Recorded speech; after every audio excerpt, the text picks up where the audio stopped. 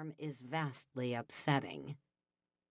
In my head, Laurie, circa 1994, looked adorable enough in this shirt to actually brighten the day of not only herself, but of everyone around her, in those puffy sleeves, pin-tuck details, and slight, flirty ruffles. And with that vision in my mind, as Uma Thurman's body walked down the street, accompanied by a dog in a pink parka, and Andie MacDowell's hair bounced and glistened with shine in the sun, people turning and staring in her wake, Laurie, circa 1994, smiled to all. So cute in her ruffled shirt, but so humble about it.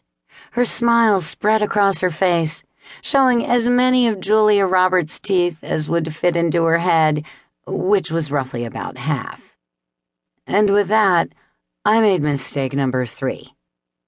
I pulled the shirt off the rack and asked if I could try it on. To be honest, I was already in over my head. The boutique was very nice, and I had admired its windows for months, but had never caught it on an open day. When my luck had changed, I took the 2 steps into the store and did a quick sweep with all 5 senses, noticing A. Mannequins so tiny, I swear a bony sternum was impressed into them. B.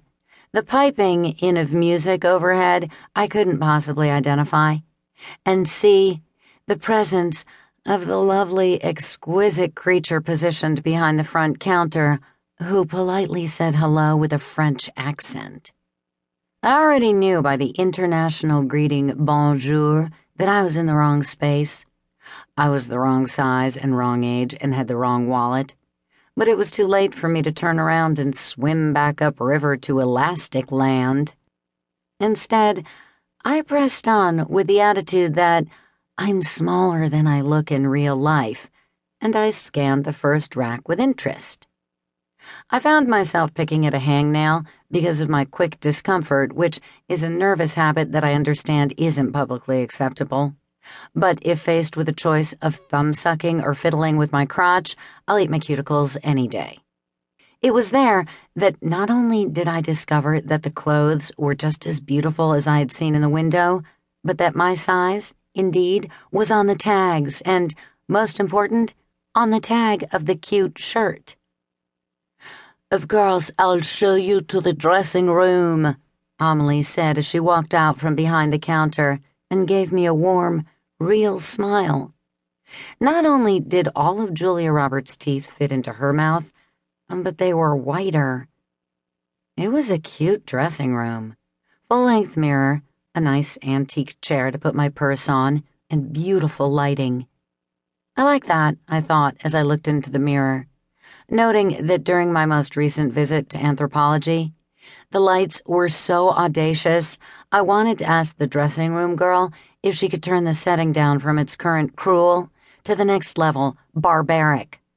Now, I know I spent over half of my life puffing on a cigarette filter, but the kitten ass around my lips in my reflection at Anthropology was so pronounced it looked like I had been injected with plasticine as I was sucking on a crack pipe. If you've never smoked, used a straw, or are still able to wear red lipstick without it spreading out like tributaries from your lips, you might not know that kitten ass is the nice term for the vertical fault lines that surround your mouth. And if you've never had a kitten, I suppose puppy ass would do. I refuse to take this conversation any further if you've never been a dog person either, since I do not know what a ferret's ass looks like. In the Anthropology mirror, I saw wrinkles, dents, flaps, bumps, and something that caused me to say to myself, I hope that's a tumor and not a horn. I was nothing short of horrified.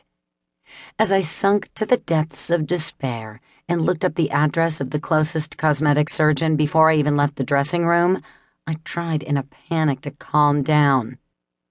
Every wrinkle you see is a wisdom line, I told myself in a nice, steady voice. Wear them proudly. Each one is a challenge and an obstacle you have triumphed over.